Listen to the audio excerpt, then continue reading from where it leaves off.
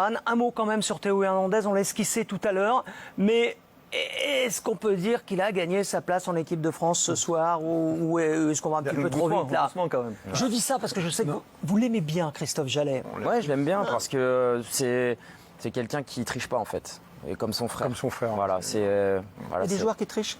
Non, mais dans son attitude, en tout cas, il triche pas. C'est-à-dire qu'on voit qu'il va donner 200%. Quand il va faire un déboulé sur le côté, il y va à fond. Il se pose pas la question de savoir est-ce que je vais faire une connerie ou pas. C'est vrai que parfois, on a tendance à être un peu timoré quand on débute en équipe de France parce qu'on a peur de mal faire. Et lui, il avait envie de bien faire. Et ça fait toute la différence, en fait, quand on arrive dans un groupe comme ça, au plus haut niveau. Et je trouve qu'il a des qualités intéressantes. Il a manqué un petit peu de lucidité dans les derniers gestes, notamment sur les centres, même s'il en a mis un très bon devant le but, très fort, que Anthony Martial était à 2 doigts de reprendre. Après, il y a quelques petits détails à régler. C'est vrai qu'il y a cette perte de balle, manque de lucidité en fin de match.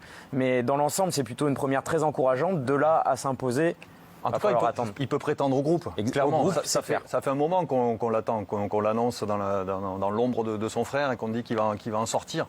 Et par la mentalité qu'il a, parce qu'il dégage, parce qu'il apporte, et par l'expérience qu'il a en club aussi. Il ne joue pas n'importe où quand même. Donc c'est un joueur qui a déjà une certaine expérience dans des grands clubs.